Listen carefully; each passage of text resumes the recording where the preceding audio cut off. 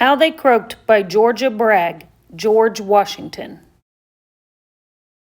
Check out George Washington's face on the dollar bill. Behind those zippered lips, he didn't have a single tooth in his head. Washington endured decades of pain on a relatively small piece of real estate on his 6'3" body, the inside of his mouth. Besides his rotten teeth, which had to be pulled out, he had abscesses and carbuncles and other gross-sounding things that had to be lanced, removed, and otherwise severely dealt with.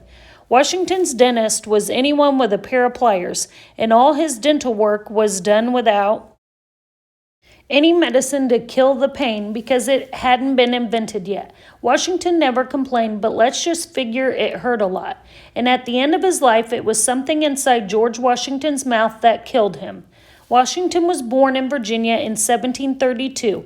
Back then, Virginia was still an English colony, but Washington took care of that. As Commander-in-Chief of the Continental Army against the British, Washington said bye-bye, hello colonies, hello United States. Washington did such a good job forcing the British to mind their own business that he was elected president of this new country with its 3 branches of government and freedom of everything. People were fond of him, and he could have stayed president as long as he liked, but he thought that would be too much like being a king. Besides, George wanted to go back to being a farmer. Washington had dentures for most of his life. They are so unbelievably icky that they are on display in a museum. People stare at them and think of Halloween. It was tricky for Washington to do anything with those things tucked into his mouth. He had to eat mashed up baby food and always laugh with his mouth closed. It didn't take a brain surgeon to understand why his second inaugural speech was only 135 words long. As for kissing his wife, Martha, well, they didn't have any kids. People gave him the benefit of the doubt, though, and he got to be called Father of his country anyway. In 1797, after being president for 8 years, Washington finally returned to his farm. But it wasn't long before he had a problem in his mouth. On the morning of December 14, 1799, Washington woke up boiling hot and gasping for air. Martha and Tobias Lear, his secretary, immediately sent for the doctor, which was harder than it sounds since they were 75 years shy of having a phone and 100 years short of having a car parked out front. Sending for the doctor meant someone had to hop on a horse and gallop over dirt roads to Alexandria, 8 miles away where Dr. Craik lived. To help Washington breathe, Lear served him a drink of molasses, vinegar, and butter, and then wrapped a rag soaked in smelling salts, a stinky chemical, around Washington's neck. It didn't work. He was getting worse by the minute.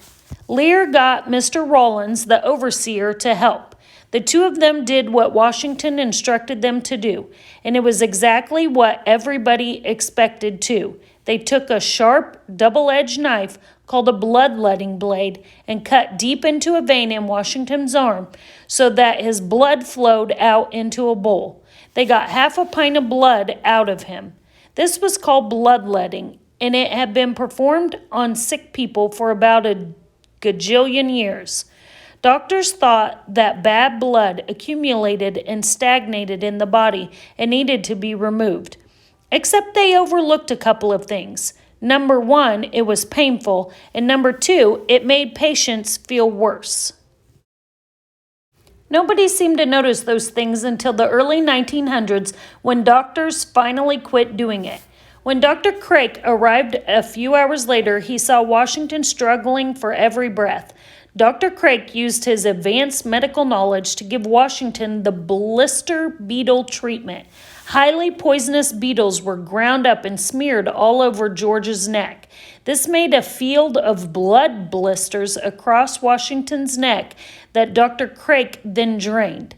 A couple more doctors showed up and examined the patient. Second and third opinions are always a good idea.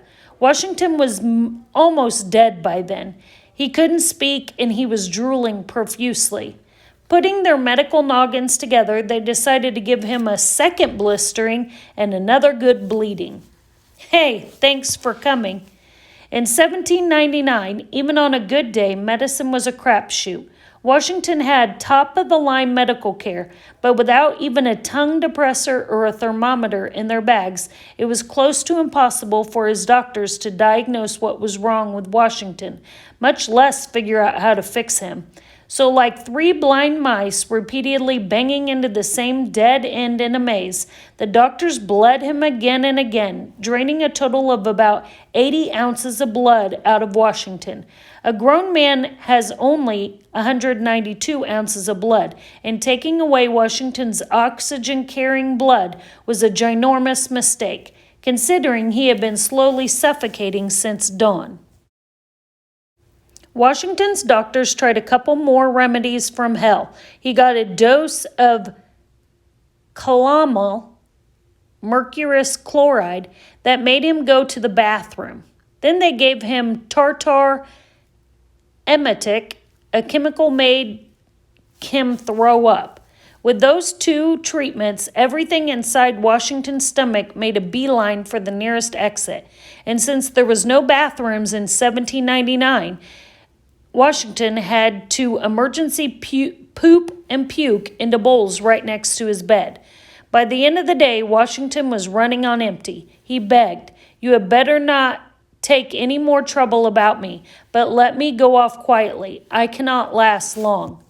But they did not let him go. They applied more blister beetles and stuck wheat bran poultices all over his legs and feet to suck up every last drop of liquid he had left in him. He died that night on December 14th, 1799. He was 67 years old. An infection on that small piece of real estate on his large body, the inside of his mouth, killed George Washington. He was most likely died of epiglottitis, an infection on the flap of skin at the back of the tongue that protects the windpipe. Today, a simple dose of antibiotics would have cured him.